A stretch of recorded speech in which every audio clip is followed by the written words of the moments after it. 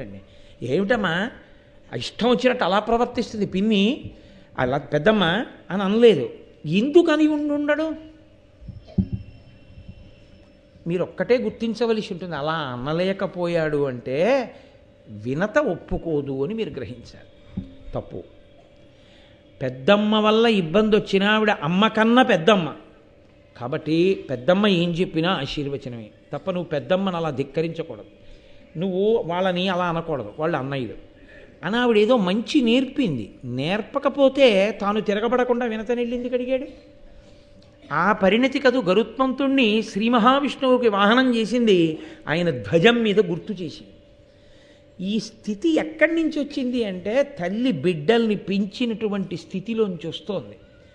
మహాభారతం మనకే నేర్పుతుంది విషయాల్ని. అది తెలుసుకోనప్పుడు మనం పొందేటటువంటి వైక్లభ్యాన్ని కూడా పరోక్షంగా మనకి బోధ చేస్తుంది. కాబట్టి ఆయన అన్నాడు తల్లి దగ్గరికి వెళ్ళి, ఆయతపక్షతుండ హతినక్కులశైలములెల్ల నుగ్గుగాజేయు మహాబలంబును ప్రసిద్ధియునుంగల నాకు ఈ పనిం బాయక వీపునం దవడు పాముల మోవను వరికిం పనుల్సేయను ఏమి కారణము చెప్పుము దీని భయోరుహాననా.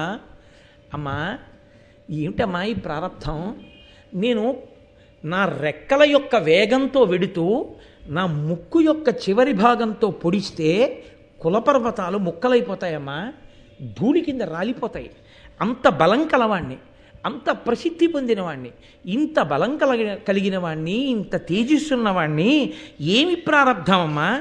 ఈ పనిం బాయక వీపునం దవడు పాముల మోవను, పనికి మాలిన పాములన్నింటినీ వీపు మీద ఎక్కించుకొని తిప్పుతున్నానమ్మా వీధులన్నీ.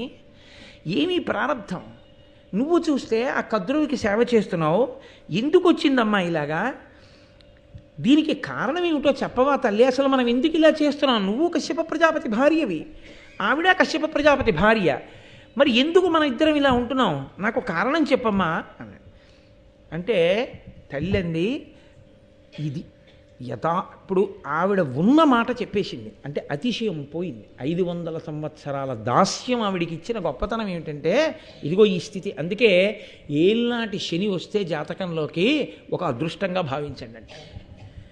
అందుకే ఆయన్ని శనీశ్వరుడు అని, శనైశ్చరుడు అని, శనైహి చరహ, కష్టాలు ఇస్తాడు. కష్టాలు ఇస్తే ఏమవుతుందండి? తట్టుకునే ఓర్పు వస్తుంది, గొప్ప అనుభవం వస్తుంది. అంత గొప్ప అనుభవం వచ్చింది కాబట్టి దెబ్బతింటావురా, నేను ఎలా తిన్నానో తెలుసా అని 10 మందికి చక్కగా చెప్పగలిగినటువంటి శక్తి వస్తుంది. కాబట్టి ఏళ్ళనాటి శని ఒక రకమైన వరం.